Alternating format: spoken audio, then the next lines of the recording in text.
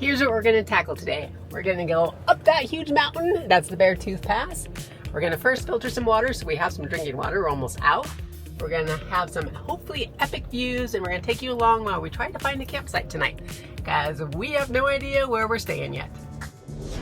You have found Explore Trek Adventure with Kelly and Greg. We cover everything camping from backpacking to adventure vans. So how did we get here? Well, it all happened to start with the Adventure Van Expo that happened to be in Bozeman when we were in Bozeman. This expo was way smaller than our previous Oregon ones, but we still had a lot of fun. We met some great people, and luckily we met somebody actually from Red Lodge, Montana. He was a wealth of information. We told him where we were gonna go, and he kind of looked at us and was like, okay, you're changing your plans. You need to go over Beartooth Pass. Neither of us had ever heard of it before. We looked it up. We probably spent a good 2 hours talking about it. He basically planned our route, and it was perfect. Awesome. And today is what we're doing.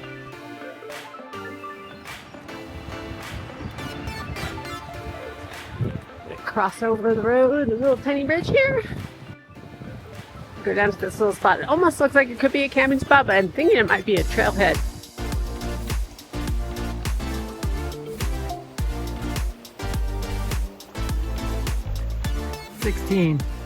That is mega low. 15 is about what this thing normally gets when it finishes water. There is not a lot of junk in this water. We were a little bit worried that our filter system wasn't working because it was only dripping out a little bit. So we filtered a whole can of this. It sucked it into the system. The strange thing is it kind of just waited for a second, and all of a sudden a whole bunch of stuff just came shooting out of the dirty hose. And you can see the pink in there. If you look at the good water, it's completely clear. So you know the system's working. That's good. Look at that thing coming through. Oh, it's pretty sweet. Here's everything you need to know if you're taking your van up the pass. It's not like your typical pass. It's not just a straight plow up the hill of 8% grade. It's got probably 6 or 7 switchbacks, and those switchbacks mean that it's actually not. It wasn't that steep. No, the incline wasn't that bad. Now, the switchbacks themselves, those were 10 to 20 mile an hour when you make those corners. You have to very slow tight. way down. So don't try and keep your momentum, which is what I was doing right at the beginning. You'll be fine. It's slow. There's plenty of turnouts.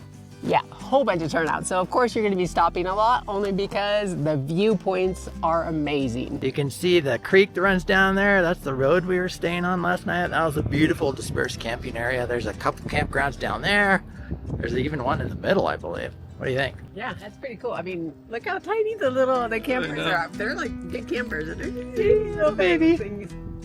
The thing is we're not at the top yet. We got a couple more down. switchbacks to go. And also be prepared for a ton of motorcycles. I guess they get that's like a super popular route, and they're pretty good about either passing you or just waiting until you pull off. And in our case, we actually, not only the motorcycles, but there was actually a biking event going on. So people actually started down in Red Lodge, biked all the way, like normal bikes, not like electric bikes, all the way to the top, and then they drove all the way down to the bottom. Here comes another biker. This is like the 20th. They did have a sign though, bikers on the roadways. Now, once you get up to the viewpoint, which you have to stop at the viewpoint, it's super awesome. There's a big parking lot with bathrooms and everything. You need to get walking and the fact that I thought that this was the very top is crazy, but I see that there's still more road to go. Oh yeah, there is. I thought this was the top too. Timed it just right for the only storm in the whole area, right here.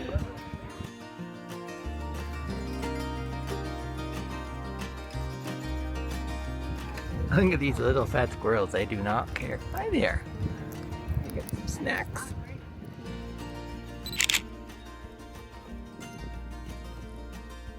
We did not feed those chipmunks, but they were definitely right on top expecting to be fed. One of the single best things about having the van is we're at this little overlook and it's lunchtime. This is a little snacky. Gourmet PB&J's right there. Mm-hmm. And somebody's getting the heel. But once you get past that point, that's kind of the point where the roads kind of shrink down. Yeah, very narrow, especially when you get to the very top. It's pretty narrow ones, but there was a couple of people actually pulling a trailer or two. It's nothing to really be worried about, and I was actually thinking it was going to be a dirt road this whole time, and it's a nice paved road, so you don't have to worry about it. Just know that it's going to be narrow when you get to the top. This has to be the top. We are way up here. Oh, it's windy. Windy and cold. My eyes are actually dripping. Did you see the goats? I did no ghosts, no animals, no nothing. You made it to the top.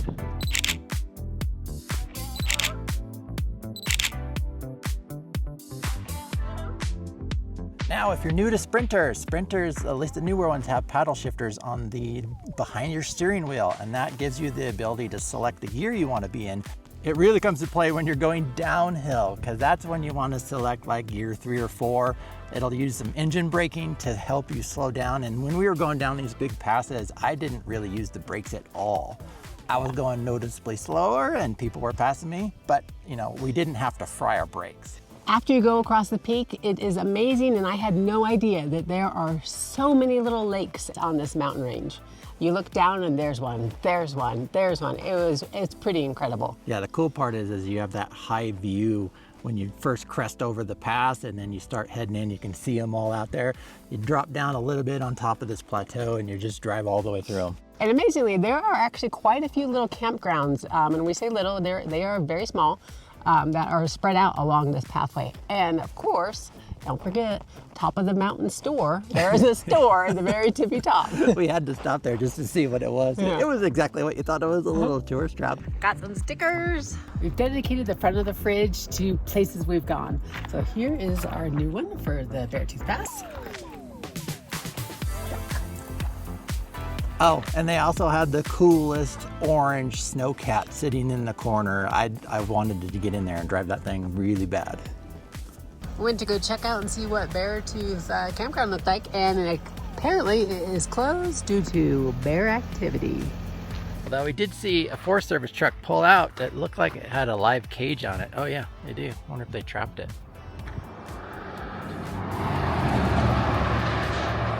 there a bear in there? Nope, no bear. We're in Farlow, headed up to some kind of watchtower, fire tower. Kind of bumpy. We're at 9,811 feet, but check out this fire tower. This is the coolest thing. Clay Butte. We actually just happened to pass it, came back, and let's go check that out. It was quite the little drive up here. Yeah. We actually put a 4x4, but look at that view.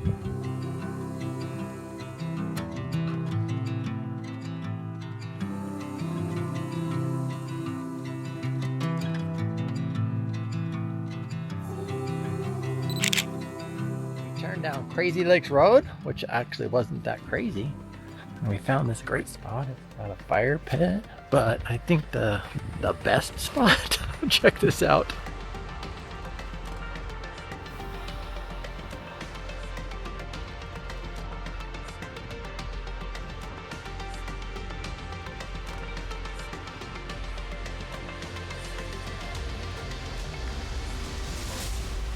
This is a cool spot because it gives us a nice jumping off point to make it into Yellowstone, where we have our reservations tomorrow. So this will be perfect. This will give us time to go through, I think he's called it the Lamar Valley. Yes. Mm-hmm. And I guess there's supposed to be, big plains where there's a lot of animals. And so he said go in the early morning or late evening. I'm not sure if that's going to work for us, but Maybe the early morning. Yeah. But that's supposed to be like Buffalo Central. And I must admit, there were so many spots that we stopped at to take views and pictures and stuff, because it was pretty epic. Yeah. Now that we have found a spot, let's show you how we set up camp. Normally it's really quick. Most importantly, bug screen must come down.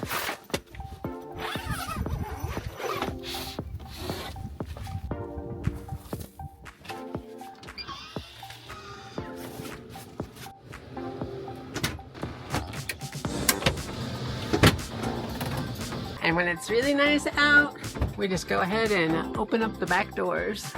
We don't normally use shades when we disperse camp, but today we're putting one up because it's blazing sun over there. And these are our new Van Essentials, but we got the reflective ones. And these are easy to put up. They have a lot of magnets. And you don't have to open the door to put them up.